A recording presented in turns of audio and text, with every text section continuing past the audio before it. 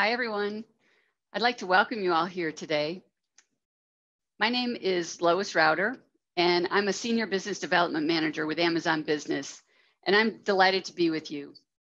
I've joined forces with Kelly Kudrow, and I am really pleased that he's here with me today to talk about his success on Amazon Business.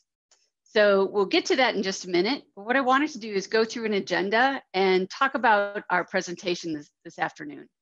So today's presentation is focused on Amazon Business, and it's from both the buy and the sales side. So I'm going to define Amazon Business for those of you that might not know what it is, and then take us through selling and scaling your business on Amazon. And again, we'll have Kelly join us at the end to talk about his journey on Amazon Business and share his background and talk about the business and his approach to moving his business online. So I can't wait to have Kelly share that information with us. At the end, we're going to finish up with some resource links and our email address for further questions. So again, we're starting off from the buyer's perspective to show you the value that Amazon Business offers to business buyers and help sellers understand why having your products and selection on Amazon is so important. By the way, if you don't have an Amazon Business account, go and sign up for one today. It's free and it's going to help your business save money too. So Amazon has been serving customers for over 20 years through online buying and fulfillment. And about 5 years ago, we recognized an opportunity to serve business customers with that same type of approach, but with a business selection, pricing, and convenience. And so we introduced Amazon Business for business buyers. So a lot of consumers were enjoying their buying experience and they were taking their purchases to work through their consumer account. And we saw that as an opportunity to innovate and to create that unique experience for business buyers. So in April of 2015, we launched Amazon Business with the tagline, "Everything you love about Amazon, but for work." So we offer a business selection that was different than our consumer selection with categories where we weren't traditionally strong. So we offered things like maintenance, repair, and operations, lab and scientific, and then healthcare. We also offered unique pricing features for business buyers with business-only pricing and advantageous discounts for business buyers, along with introducing a transparent business online store. So we don't have negotiated pricing like a lot of B2B suppliers. All of our pricing is transparent and publicly available to all buyers on our online store. We adapted our consumer fulfillment network to serve the needs of business buyers, offering things like palletized shipping, bulk shipping, consolidated shipping. And we've continued to innovate on behalf of our business buyers over the past 5 years to bring new solutions to market, including a business prime benefit that offers a feature like guided buying. And we're going to talk about that in a minute. We also offer workflow approvals and a number of different procurement policies. And lastly, we've also segmented our customer service to focus exclusively on business buyers. So over the past 5 years, we've innovated tremendously on behalf of our business buyers. So you may be asking who buys on Amazon Business? And that's a great question. We serve 80 of the 100 largest educational institutions, 55% of the Fortune 100, more than 50 of the largest hospital systems who've been relying on us in this particular situation to supply them with PPE. We have over 75,000 nonprofits, as well as we work with more than 40 of the 100 most populous local governments. Amazon was recently awarded a 3-year contract with the GSA, along with Overstock.com and Fisher Scientific. And that contract is for micro purchases under $10,000 and is valued at $6 billion. So what does all of that mean for you? Well, it means that by being on the Amazon Business online store, you have access to all of these customers without the need to get on individual contracts. You immediately can expand your sales reach, your brand equity, and you can broaden your business without making huge investments. If you participated in Prime Day this year, our third-party sellers, most of which are small and medium businesses, surpassed $3.5 billion in sales, which was nearly a 60% increase year over year. And you can join us, and you'll be presenting your products to over 300 million customers on day one.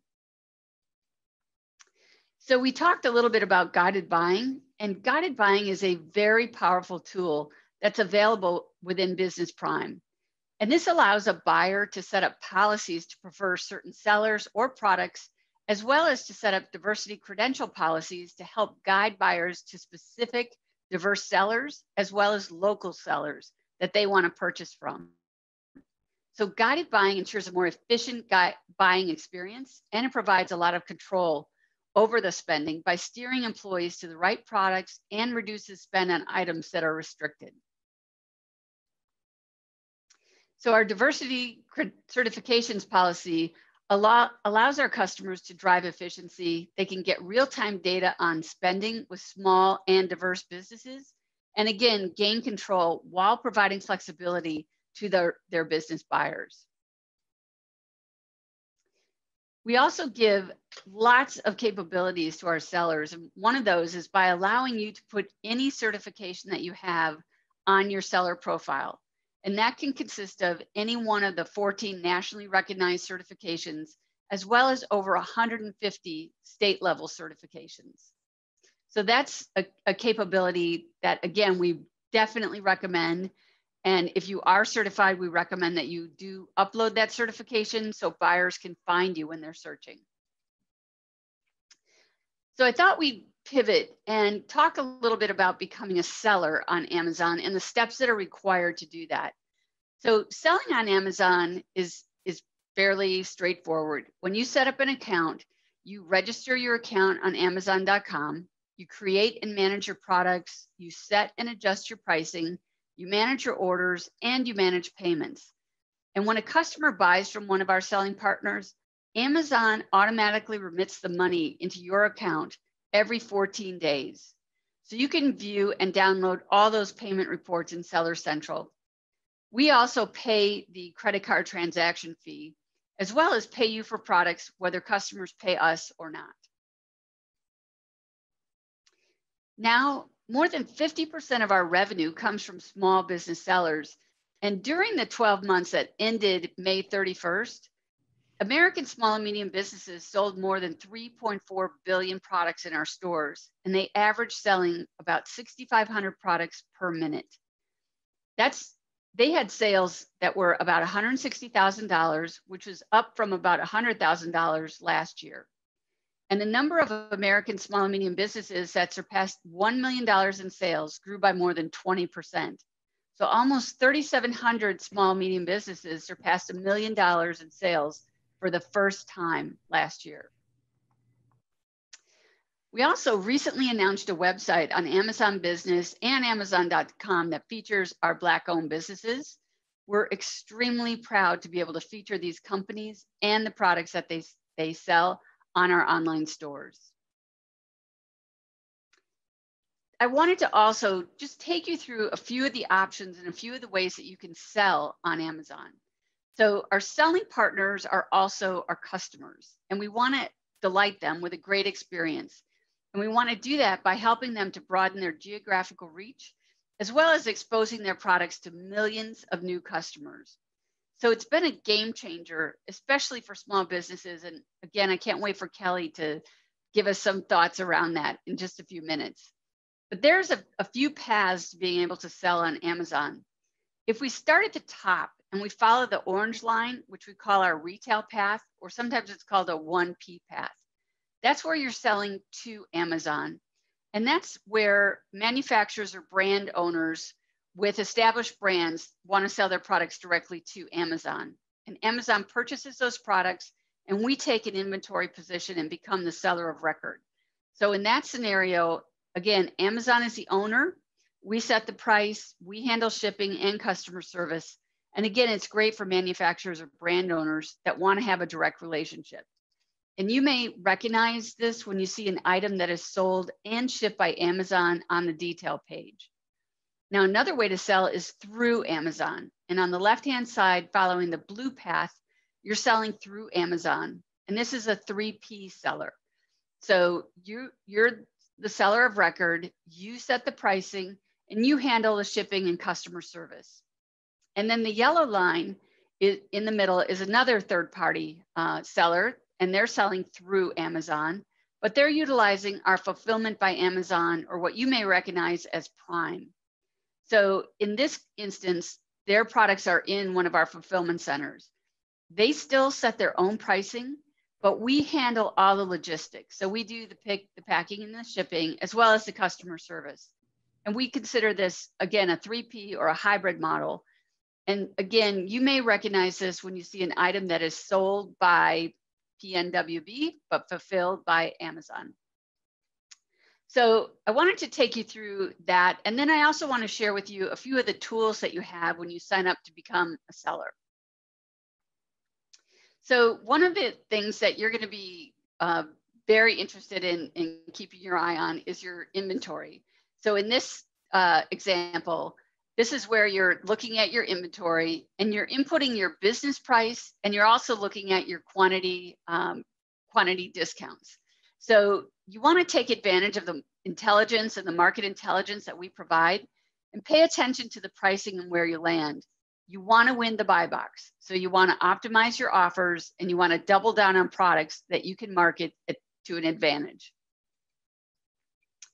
We also obviously want you to upload your certifications. So if you have your small certification, small business, women-owned, veteran-owned, whatever certifications you have, we want to make sure that you've uploaded those and that you stay current on those. This is how buyers are going to find you, especially now as we're looking at the GSA contract. The Air Force in particular is looking for sellers that are close to any Air Force base. So they're going to need to know who you are, and they're going to look for those certifications as well. So make sure that you've got those uploaded. The way that it looks from the buyer's perspective is what we see on the screen here. So again, the best way to stand out is to use your credentials, your business pricing, and your quantity discounts. And be sure to offer an expansive catalog and selection. And also notice on the lower right-hand side of the screen, we provide information to buyers, alerting them that this is also offered by a certified small and diverse seller. So we want to help them to find those offers and to purchase those products from you. We also want our suppliers, our B2B suppliers, to be able to tell a little bit more about your story. So if a customer clicks on your name, it's going to go through to your business, and it's going to show more about you, whatever you've put into your profile. That helps build tremendous trust with the buyers. And again, credentials allow you to differentiate yourself from thousands of other sellers. There's so many more tools to get through, but I just wanted to highlight a couple just so you had a flavor of what to look forward to. We also have a lot of other educational resources for you. So this is an example of our Small Business Academy. And there's Small Business Academy, which you can go to. You can take courses that are online every single week, as well as there's recording of courses. These are free. You don't need a seller account to be able to access this. So I'd highly recommend, if you have the time and you're interested in learning more about selling online, to definitely go there and check out these courses. As a seller, you'll also have access to all the Seller University courses as well. So again, lots of education available for you. And that gets us to our featured guest here. So I'd love to be able to introduce Kelly. And Kelly, I've got a few questions for you, but I'm gonna stop sharing my screen and bring us both on the screen so we can talk through your business and have everyone learn a little bit more about you and what you've done. So hi, how are you? I'm good. Thanks for having me. Absolutely, absolutely. Thanks for joining. Mm-hmm. So if you don't mind, can you introduce yourself and tell us a little bit about your business? And then we'll start talking a little bit about what you're doing on Amazon and how this has helped your overall business. Sure, absolutely. So my name's Kelly Cudworth. I'm the president with PNWB Office Products, also known as New Leaf Office Solutions. We've been in business for 46 years. We're a small veteran-owned, family-owned business.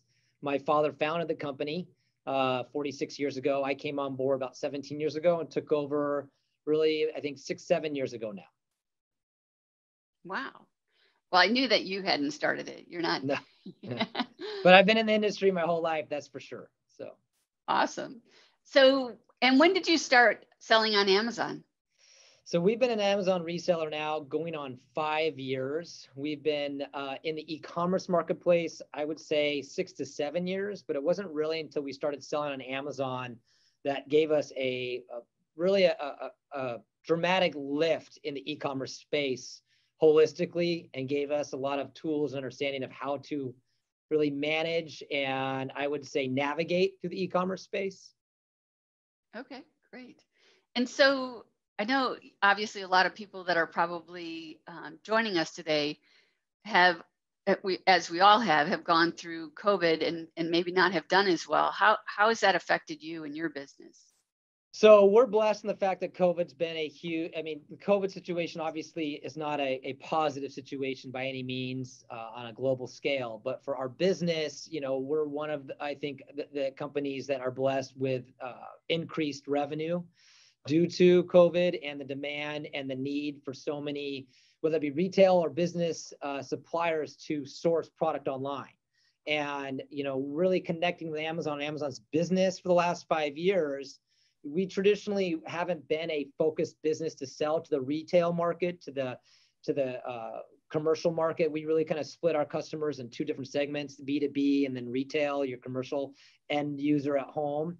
But with COVID, you know, there was a shift of businesses closing for a certain amount of time, and being on the Amazon platform and in the e-commerce space, the increase in retail business really shot up for sure, but it allowed us to really navigate through those choppy waters the first couple months, and provided us an internal opportunity to identify, hey, how can we feed the retail customer, the commercial customer a bit better, and diversify outside of just business focus to actually commercial customers as well.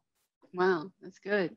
So has selling on Amazon Business, has that allowed you to expand your reach? Are you finding that you've gotten customers outside of your local area? So absolutely. So, I mean, I know this is an Amazon program, but to be totally frank and honest and transparent, our opportunity with Amazon over the last 5 years, obviously we've had a lot of growth as a business, top line growth with Amazon. It's been some work, but Amazon's brought us a good portion, a strong portion of growth. With that, I think my team has done a great job of identifying, hey, if we're able to be successful and have this growth on Amazon, how are we able to take all what we're learning, all the information, all the pricing strategies, all the customer service strategies, all the requirements to meet and exceed the consumer's expectation of Amazon, and apply that to our other business and other platforms outside of Amazon? And in the last 2 to 3 years, we've absolutely seen growth in our channels outside of Amazon, and Amazon Business and Amazon Retail have been a great tool for us to really kind of test those waters, and also internally install operational changes for our business that allows us to keep up with the consumer's expectations. Because I think from our standpoint, you know, before we got into working with Amazon, and being totally frank and considering the audience we're talking to right now, there is a pushback on wanting to partner with Amazon or get on the Amazon platform, or potential disruption in certain industries. And I think for us, the realization came is that, you know, the consumer is there. The business consumer for sure is there. And Amazon, I think, has done a fantastic job allowing resellers, third-party resellers, to be part of that growth. And just, I think you nailed it on the head when you opened up.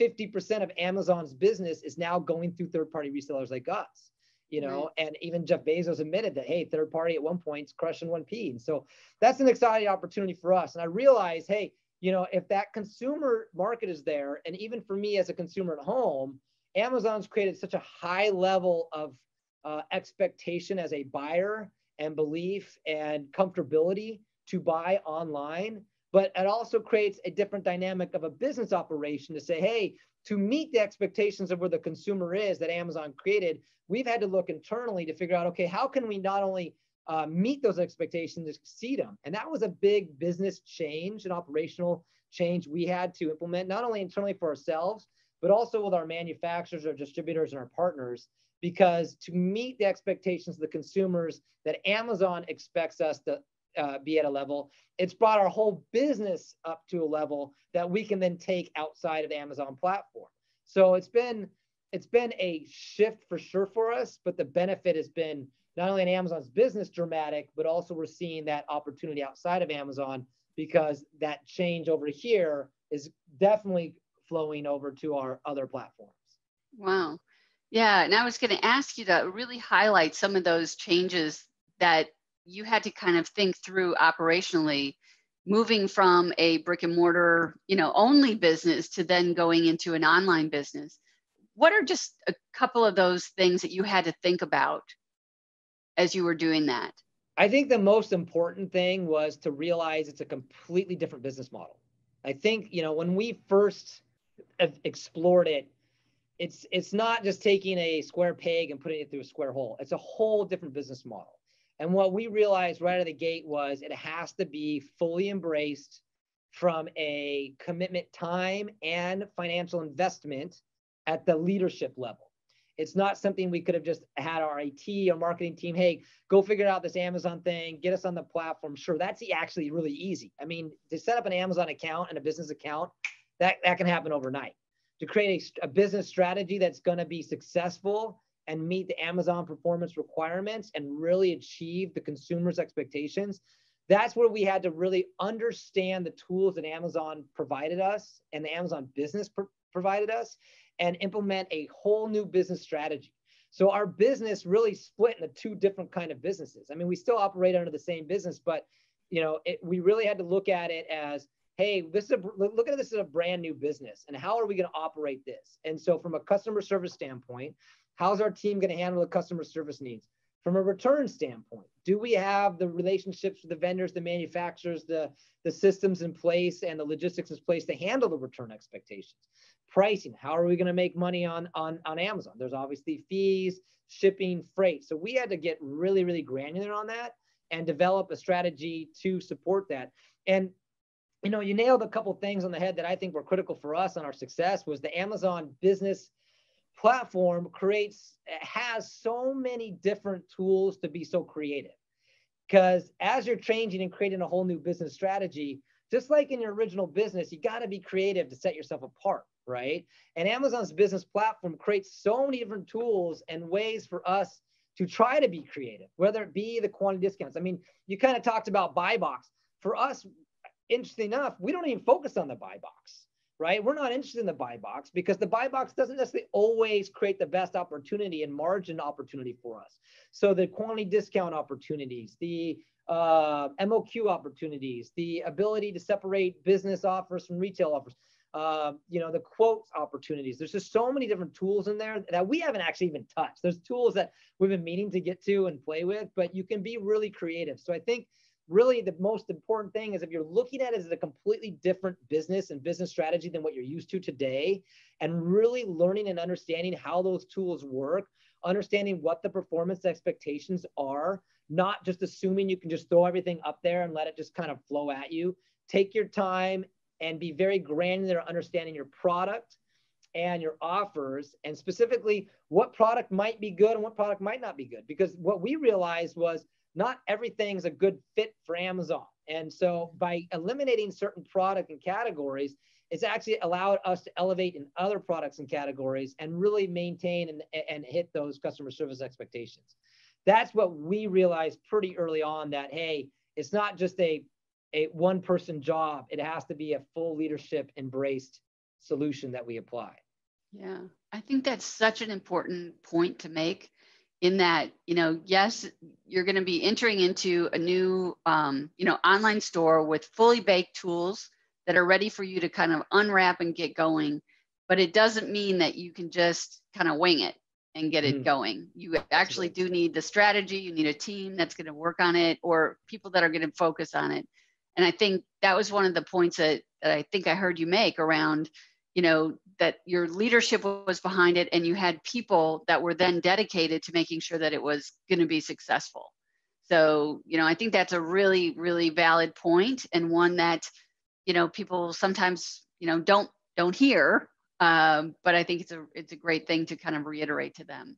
I think also too, there's a financial investment. So the thing about Amazon that is great is it's basically free. I mean, you can get access to this platform. You nail it on the head. The consumer market is there. The buyers are there. The business buyers are there. We're gaining access on a national level and global level in some cases to Fortune 500 companies, to federal agencies, to state and local. There's a lot of school districts, you know, areas that we haven't really been able to break into on our own. So that's really exciting. The tricky thing though is when I say the financial investment is, you know, there's gonna be some bumps in the road at the gate, right? And we have soon to be over 100,000 products that we're gonna be selling on Amazon.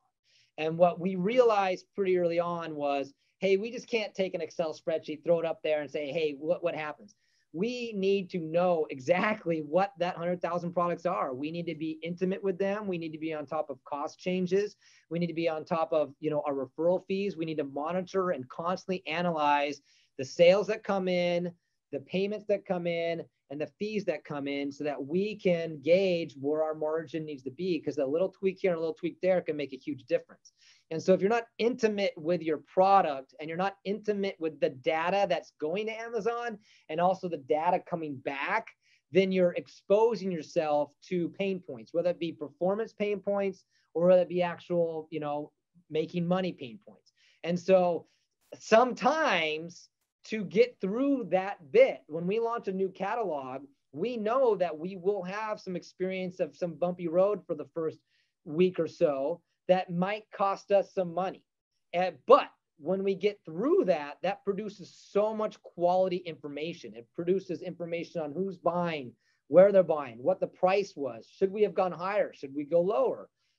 Did we lose? Why did we lose, right? And so if you are putting in the energy and the time to not only understand that it's a completely different business model, but also understanding your data intimately in and out, then that's going to create the roadmap to your success, because then that's going to allow you to understand where you can be competitive and successful and where you can't. We found very quickly that there were areas that we weren't actually having a lot of success with outside the e-commerce world that all of a sudden we were.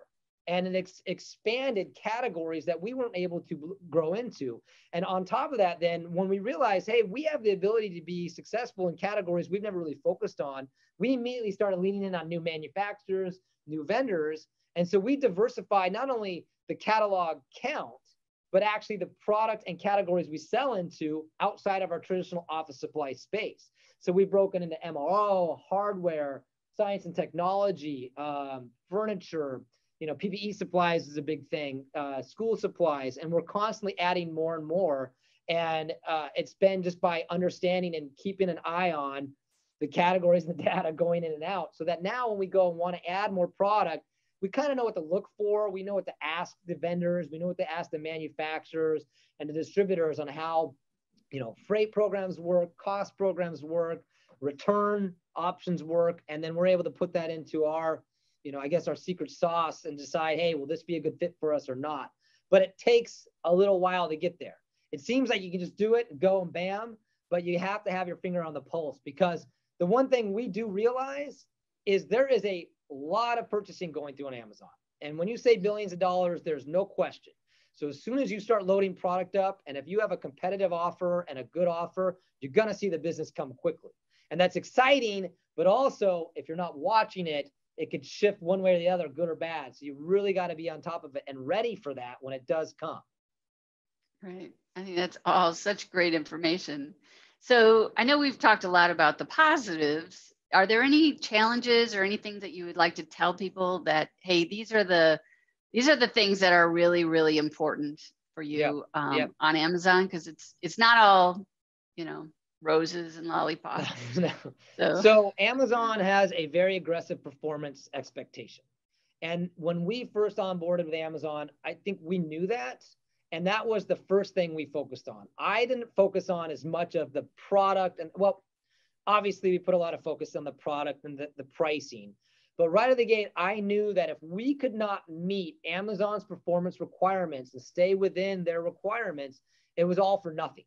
And so right out of the gate, because the one thing Amazon, you hear Amazon say, the customer obsession. They're obsessed with the customer. And there's no question about that. And guess what? The customer knows that. Good, bad, or indifferent, the customer knows Amazon loves them and will support them and do whatever they can to make them happy, right? So they give them all the platform to do it. Reviews, A to Z claims, expectations on delivery. So we knew right away that if we didn't find a way to ensure that we stayed within Amazon's performance metrics, whether it be shipping on time, cancellations, defect rate, all that stuff, it was all for nothing. And so that was, I think, the biggest and still is a hard thing to deal with, because you have to rely on your team of being accurate in regards to what's shipping. You got to make sure that you're accurate in the data that your inventory is loading. You got to make sure you're not canceling orders. And the amount of volume that can come to you through Amazon can skew that pretty darn quick. And so that's why I go back to making sure that you're on top of your data and finger on the pulse. I think the other biggest challenge with us is the customer obsession. So my industry is a bit of an old school industry. You know, my dad started it. Our industry was more, hey, we bring a truck, we high five you, here's your product, we walk away, customer likes us because we can talk to them and, you know, shake and bake them and give them a cookie or whatever, right? Well, on the Amazon e-commerce side, you can't do that. You don't have the opportunity to establish that relationship prior to the purchase. I think that's the biggest difference between e-commerce and brick and mortar. Brick and mortar, you're out there hustling and shaking hands and trying to, you're representing yourself to them before they even purchase. On Amazon, you're representing yourself after the purchase is made. So there's no room for error at that point, because they don't know you. And if you mess it up, they don't have a relationship with you, and they have no problem hitting you with a negative review. They have no problem trying to return it on you.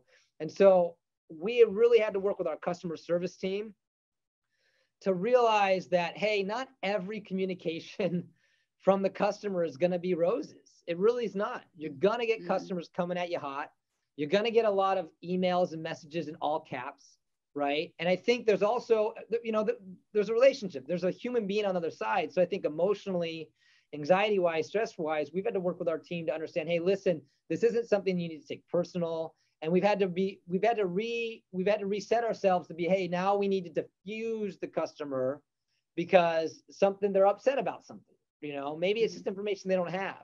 So that's been a big challenge for my customer service team, which I think they've done a great job at. We've also had to start mapping policies and processes. The first year we didn't do that. By year 2, I realized, hey, we need to come up with a scenario. If A, then B. If the customer is upset, what's our first reaction? What's the first thing we go to? And then if the answer is this, then what's the second reaction? If we receive an A to Z claim, how do we react to it?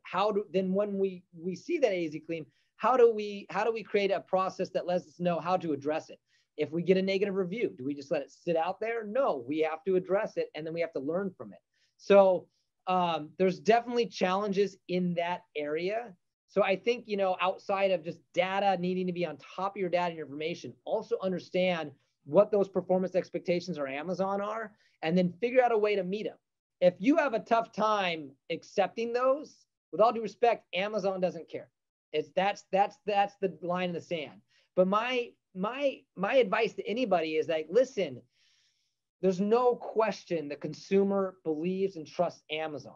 So if you can get your operation to meet and exceed those performance expectations, then your operation is primed to pick up the business on the outside as well. You have just elevated your ability, because our expectations were here.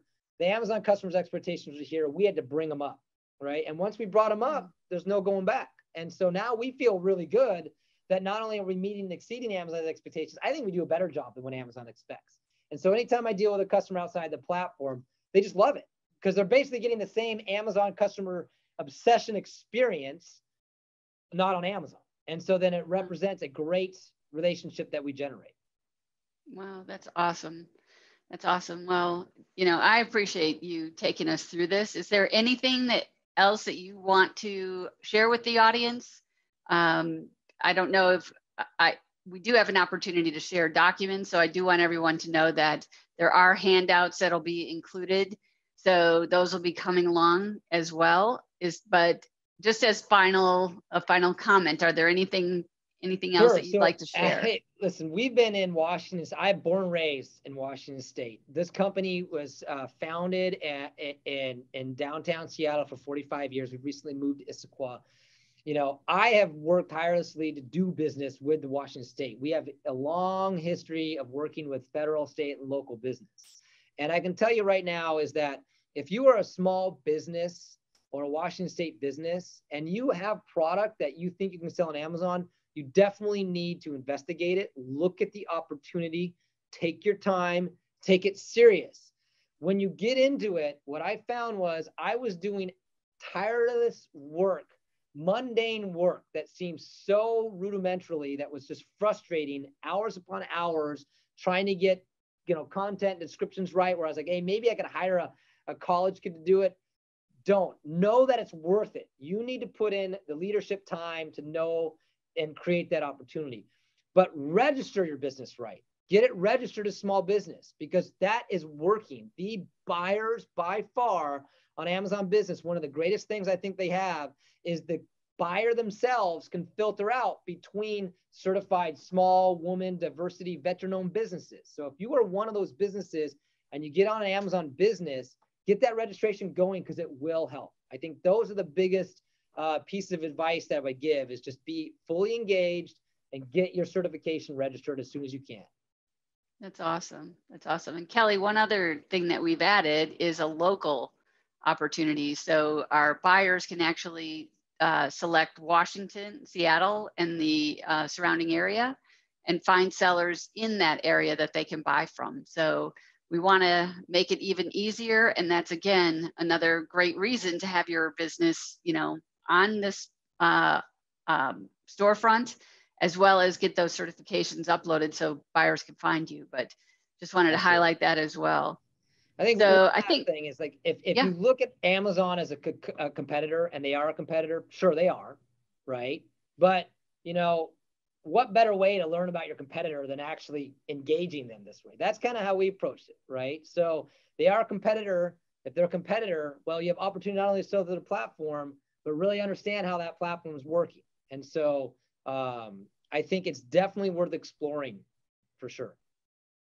Awesome. Awesome. And I appreciate that. And definitely, you know, our third-party sellers are selling more than our one-piece sellers.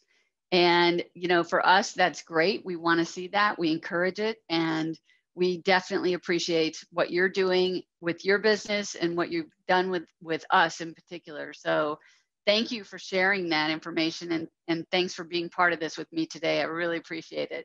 No problem. I appreciate it. All right. Thank you. Bye, everyone.